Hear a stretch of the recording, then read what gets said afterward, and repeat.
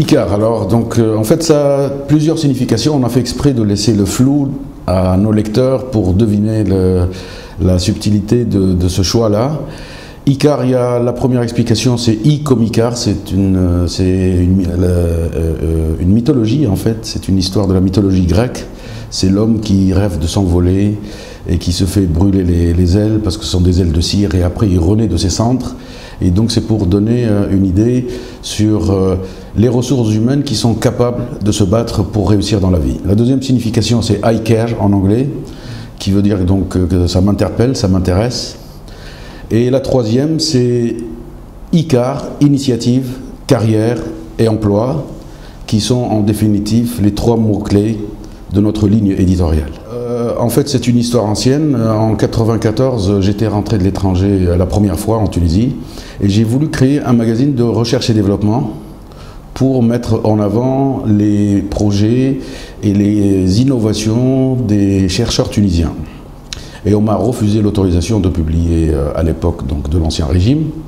Je suis reparti en France faire autre chose de ma carrière.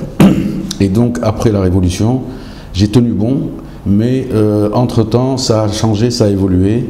D'ailleurs, il y a une seule rubrique recherche et développement dans ce magazine, mais on a voulu l'orienter ressources humaines parce que la problématique numéro 1 que les jeunes Tunisiens ont vécu après la Révolution, c'est l'emploi des jeunes diplômés, l'employabilité, le taux de chômage. Et donc, j'ai voulu donner un support, également un vecteur de communication pour ces jeunes-là, pour qu'on puisse mettre le doigt sur là où ça fait mal et expliquer le pourquoi du comment et proposer des solutions.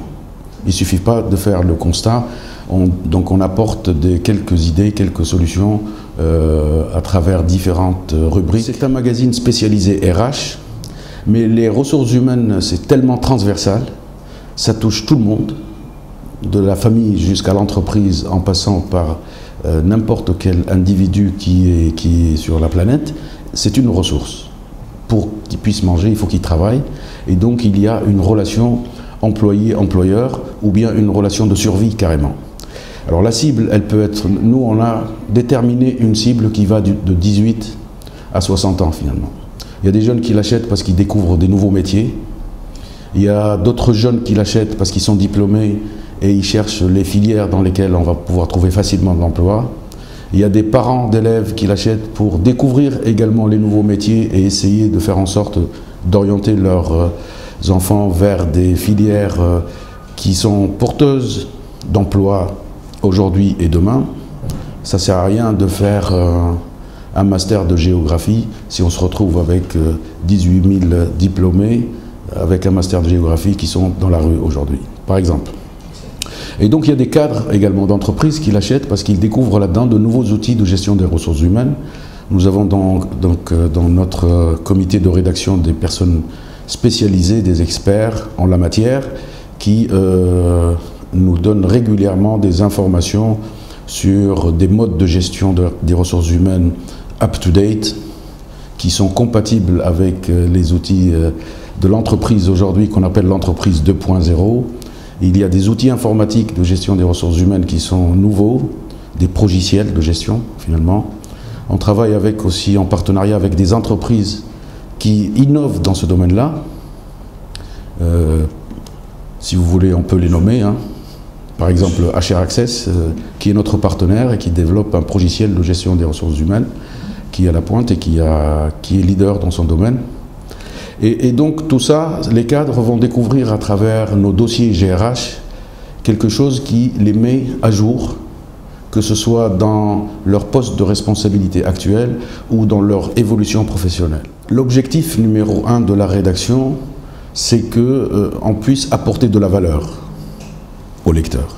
C'est-à-dire qu'il lise une ou deux pages, il faut qu'il sorte avec un plus qui lui permettra déjà de se remettre en question, voire de résoudre un de ses problèmes, voire d'aider quelqu'un d'autre, soit un enfant, soit un étudiant, soit un collègue. Et donc c'est ça l'idée de...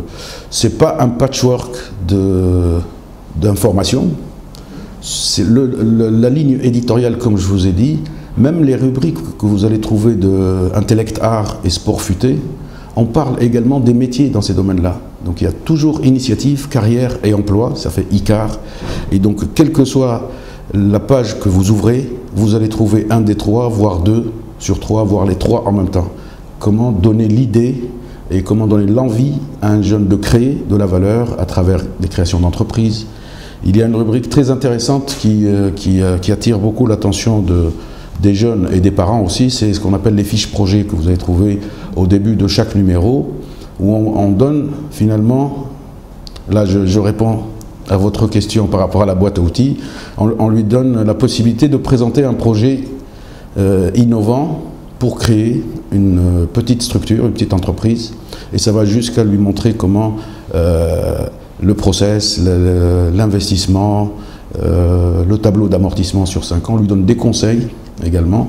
Et ça, ce sont des fiches projets que l'on travaille en collaboration directe avec des experts du ministère de l'Industrie qui, eux, mettent à disposition donc, ces fiches projets pour que les jeunes puissent créer, puissent avoir l'esprit entrepreneurial qui manque un petit peu à nos jeunes aujourd'hui, soit par manque de confiance ou par manque de pédagogie de nos formateurs qui n'ont pas finalement intégré cet esprit-là au niveau de l'école ou de l'université à nos jeunes. Donc ce gap-là, nous, on essaye de le surmonter en donnant des informations et qui restent pédagogiques. Donc notre lecteur, il est à l'aise pour comprendre. Au début, on nous a reproché d'utiliser un langage un petit peu spécialisé en gestion des ressources humaines. Et, alors j'ai pas voulu descendre le niveau, je voulais garder parce que je préfère tirer vers le haut. S'il y a un mot qu'on ne comprend pas, on peut aller tout de suite aller le chercher sur Wikipédia ou à la Google.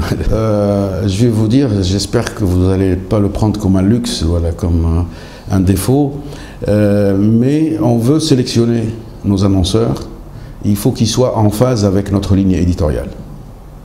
Donc, par exemple, je ne sais pas si vous avez remarqué, ce sont des cabinets de recrutement, ce sont des opérateurs téléphoniques, ça peut être des banques innovantes, ça peut être des PME ou bien des bureaux d'études qui font du développement, qui créent de la valeur. C'est-à-dire, tant que je suis vivant, vous ne trouverez pas une publicité de couche-culotte dans ICAR Magazine, par exemple. Mais peut-être que si jamais il recrutait... Oui, oui. Alors s'il s'agit de faire un publi-reportage sur une société qui fait ça et qui a quelque chose qui la différencie, parce qu'elle a un système de formation en interne qui est moderne, finalement on aimerait bien être entouré de partenaires qui sont innovants dans leur secteur et qui sont en phase avec notre ligne éditoriale. Dans ICAR Magazine, vous n'allez pas trouver des annonces d'offres d'emploi, vous allez trouver des idées pour trouver de l'emploi, vous allez trouver cette fameuse boîte à outils pour créer votre entreprise, mais on est entouré de partenaires qui, eux, sont spécialisés dans le recrutement, que ce soit des cabinets de recrutement, et donc vous trouvez sur notre site internet des liens avec ces partenaires-là, qui, soit via les médias nets ou médias papier, véhiculent donc des offres d'emploi de cette catégorie. Donc vous trouverez rarement des annonces d'offres d'emploi dans le magazine.